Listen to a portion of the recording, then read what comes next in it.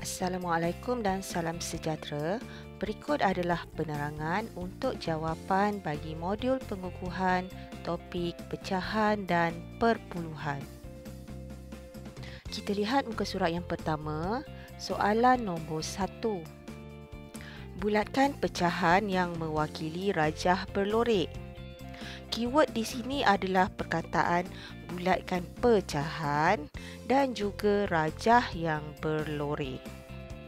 Untuk dapatkan jawapan, kita kira dulu berapa bahagian yang berlorek. Contoh nombor 1 ni, yang berlorek ada 1 bahagian. Tapi kita nak buat per berapa? So, kita kena kira berapa bahagian keseluruhan. Jadi, keseluruhan ada 8 bahagian. Oleh itu, untuk jawapan A ialah 1/8. Untuk nombor 2 pula, yang berlorek ada 1 dan keseluruhan ada 10. Jadi, pecahannya adalah 1/10. Untuk C pula, yang berlorek ada 1 dan keseluruhan ada 3. Jadi, jawapannya adalah 1/3. Untuk soalan yang kedua, padankan. Untuk pecahan yang pertama adalah 4/10 dan berikut adalah dalam perkataannya.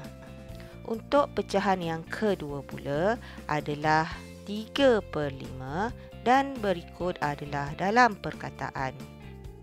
Untuk yang ketiga, pecahannya adalah 1/2 dan berikut adalah dalam perkataan. Untuk latihan muka surat 2, warnai rajah mengikut pecahan yang diberi. Untuk A, 3/5 bermaksud lorekkan 3 bahagian daripada keseluruhan ada 5. Murid-murid boleh lorek mana-mana ya, asalkan 3 bahagian yang berlorek. Untuk B, 1/4 bermaksud lorekkan 1 bahagian. Untuk C, 5/9, lorekkan 5 bahagian, boleh lorek yang mana-mana ya. Soalan D, 1/3 bermaksud lorekkan 1 bahagian daripada 3. Soalan E, 3/8, jadi lorekkan mana-mana 3 bahagian. Dan soalan yang terakhir, 4/7, murid-murid boleh lorekkan mana-mana 4 bahagian. Untuk soalan nombor 4, tulis pecahan yang mewakili rajah berlorek dalam perkataan dan angka. Keyword kat sini ialah pecahan. Untuk A, dalam angka ditulis begini, 3/4. Manakala dalam perkataan tulis begini, 3/4. Untuk B, pecahannya adalah 1/2. Untuk C, pecahannya adalah 2/3. Untuk D, pecahannya adalah 4/6. Untuk E, pecahannya adalah 7/10. Dan untuk F, pecahannya adalah 5/8. Kita lihat muka surat yang ketiga, soalan 5, warnai pecahan yang lebih besar. Bila penyebut tak sama, kita kena lihat pada gambar rajah. Untuk kenal pasti pecahan mana yang lebih besar, kita lihat pada gambar rajah, lorekkan mana yang lebih banyak. Contoh A, ada 1/3 dan 1/10 dan kita lihat pecahan 1/3 lorekkannya lebih banyak. Ini bermaksud 1/3 lebih besar daripada 1/10. Untuk B, antara 1/8 dan 1/4, kita lihat pecahan 1/4 lebih banyak lorekkannya. Maka 1/4 lebih besar. Untuk C, antara 2/3 dan 2/9, dari gambar rajah kita dapat tahu bahawa pecahan 2/3 lebih besar. Untuk D, antara 2/8 dan 2/4, kita boleh lihat pecahan 2/4 lebih besar kerana lorekkannya lebih banyak. Kita lihat soalan 6. Warnai pecahan yang lebih kecil. Kali ni tak ada gambar rajah. Jadi murid-murid kena bayangkan berapa besar pecahan yang diberi. Contoh soalan A. Antara 1/2 dan 1/5, manakah pecahan yang lebih kecil? Murid-murid cuma bayangkan macam ni. Ada 2 kek yang sama besar. Satu kek dipotong 2 dan satu lagi kek dipotong 5. Jadi antara kedua-dua kek tu, mana kek yang lebih kecil? Dari situ kita boleh nampak kek yang dipotong kepada 5 bahagian akan lebih kecil berbanding kek yang dipotong kepada 2 bahagian. Jadi antara 1/2 dan 1/5, pecahan yang lebih kecil adalah 1/5. Untuk soalan B, antara 1/7 dan 1/6, pecahan mana yang lebih kecil? Bayangkan macam tadi, ada 2 kek, satu kek dipotong 7 bahagian, satu kek dipotong kepada 6 bahagian. Jadi bahagian kek mana yang lebih kecil? Dah tentulah 1/7 yang kita potong lebih banyak. Untuk C, antara 1/9 dan 1/6, pecahan yang lebih kecil adalah 1/9. Untuk soalan 7, jawab soalan berikut. A. Tulis 2 pecahan wajar yang lebih kecil daripada 1/7. Jadi kemungkinan jawapan yang boleh adalah 1/8, 1/9 dan juga 1/10. Untuk B, tulis 2 pecahan wajar yang lebih besar daripada 1/6 tetapi lebih kecil daripada 1/3. Maknanya kita cari antara 1/3 dan 1/6 adalah pecahan apa? Jawapannya adalah 1/4 dan 1/5. Lihat muka surat 4 pula. Soalan 8. Warnai perpuluhan dan pecahan yang sama nilai. Untuk A, jawapannya adalah 0.5 sama dengan 5/10. Untuk B pula, 8/10 sama nilai dengan 0.8. Lihat soalan 9, padankan. Untuk A, 0.3. Untuk B, 0.6. Untuk C, 0.8. Dan untuk D, 0.2. Kita lihat muka surat yang kelima. Isi tempat kosong pada garis nombor dengan nombor perpuluhan. Untuk A, kita lengkapkan dengan 0.1, 0.2, 0.4, 0.7. Untuk B pula, pada gambar rajah adalah 0.2. Kita sambung dengan 0.3, 0.4, 0.5, 0.7 dan 0.8. Untuk soalan C, kita lihat garis nombor adalah dalam bentuk pecahan. Tetapi kena ingat ya, jawapan mesti dalam nombor perpuluhan. Jadi kita lengkapkan dengan 0.2, 0.6, 0.8 dan 0.9. Untuk soalan 11, lorikkan rajah mengikut perpuluhan yang diberi. Untuk A, 0.7 sama nilai dengan 7/10. Jadi kita lorikkan 7 bahagian. Untuk B, 0.4, kita lorikkan 4 bahagian. Untuk C, 0.5, kita lorikkan 5 bahagian. Untuk D, 0.2, kita lorikkan 2 bahagian. Untuk E, 0.1, kita lorikkan 1 bahagian.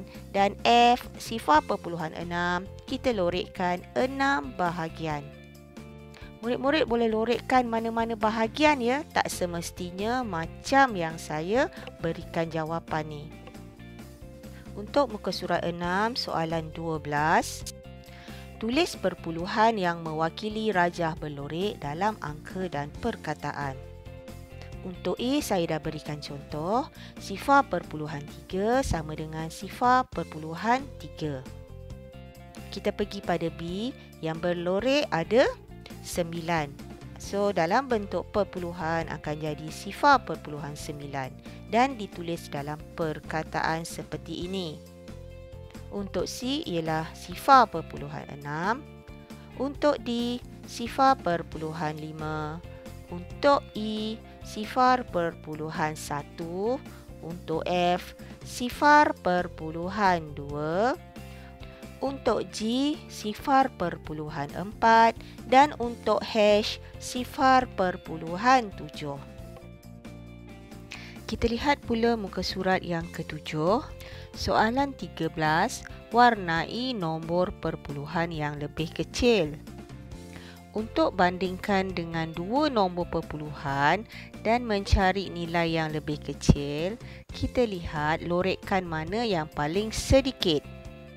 Contohnya A, antara 0.8 dan 0.5. Lorekkan pada gambar rajah bagi 0.5 adalah sedikit. Oleh itu, 0.5 adalah nilai yang lebih kecil. Untuk B, antara 0.1 dan 0.4. 0.1 adalah lebih kecil. Untuk C pula, antara 0.3 dan 0.7, nilai 0.3 lebih kecil. Manakala untuk D, antara 0.9 dan 0.2, 0.2 adalah lebih kecil. Kita lihat pula soalan 14, bandingkan perpuluhan dan bulatkan jawapan yang betul. Untuk soalan A, apakah perpuluhan yang lebih besar daripada 0.5? Jawapannya adalah 0.6. Untuk B pula, perpuluhan yang lebih kecil daripada 0.7 adalah 0.4. Untuk C, 0.4 lebih besar daripada 0.2. Untuk D pula, 0.7 lebih kecil daripada 0.9. Muka surat 8, soalan 15. Bandingkan pecahan dan perpuluhan dan bulatkan jawapan yang betul. Untuk A, 0.6 lebih daripada 3/10. Jawapannya adalah lebih besar. Soalan B, 7/10 lebih kecil daripada 0.8. Untuk C, 0.1 lebih kecil daripada 3/10. Untuk D pula, 8/10 lebih besar daripada 0.5. Untuk E, 7/10 lebih besar daripada 0.3. Dan yang terakhir, 0.8 lebih kecil daripada 9/10. Kita lihat muka surat 9, soalan penyelesaian masalah. Soalan 16A, Norin beri 3 daripada 10 bahagian coklat kepunyaannya kepada Mariam. Berapakah pecahan coklat yang diterima oleh Mariam? Norin beri 3 daripada 10 bahagian. Jadi, pecahan coklat yang Mariam terima adalah 3/10. Untuk soalan B, Suki ada seutas reben sepanjang 10 meter. Suki beli 4 meter reben kepada Nurin dan 3 meter reben kepada Fatimah. Berapakah bahagian reben yang tinggal pada Suki dalam perpuluhan? Suki ada 10 meter, tolak 4 meter pada Nurin dan tolak 3 meter pada Fatimah. Jadi bakinya ada 3 meter. 3/10 tukar kepada perpuluhan, jawapannya adalah 0.3. Untuk C, Puan Rafidah memotong sebiji kek kepada 10 potongan yang sama besar. Anak sulung dan anak bongsunya masing-masing mendapat 2 potongan kek. Dia beri jirannya 4 potongan kek. Hitung bahagian kek yang tinggal. Dalam bentuk gambar rajah, ada sebiji kek dan dipotong kepada 10 bahagian. Anak sulung dan anak bongsu masing-masing dapat 2. Kemudian dia beri jiran 4. Bahagian kek yang tinggal adalah 2 bahagian. Untuk soalan D, Salmi ingin membahagikan sebiji tembikai kepada 6 orang anaknya. Dia potong tembikai itu kepada 10 potongan yang sama besar. Potongan tembikai yang tinggal akan dimakan oleh Salmi. Hitung bahagian tembikai yang dimakan Salmi, beri jawapan dalam perpuluhan. Tembikai dibahagikan kepada 10 bahagian dan tolak 6 untuk setiap anaknya, jadi baki ada 4 bahagian. 4 daripada 10 bahagian ditulis dalam perpuluhan adalah 0.4. Soalan E, Nazim memotong sekeping pizza kepada 8 bahagian. Dia makan 3 bahagian pizza itu. Berapakah pecahan pizza yang dimakan oleh Nazim? Nazim makan 3 daripada 8 bahagian, jadi jawapannya adalah 3/8. Untuk F, sebiji apel dipotong kepada 4 bahagian. Miza makan 1 bahagian daripada apel itu. Berapakah pecahan apel yang belum dimakan? Bahagian apel yang belum dimakan adalah 3 daripada 4 bahagian.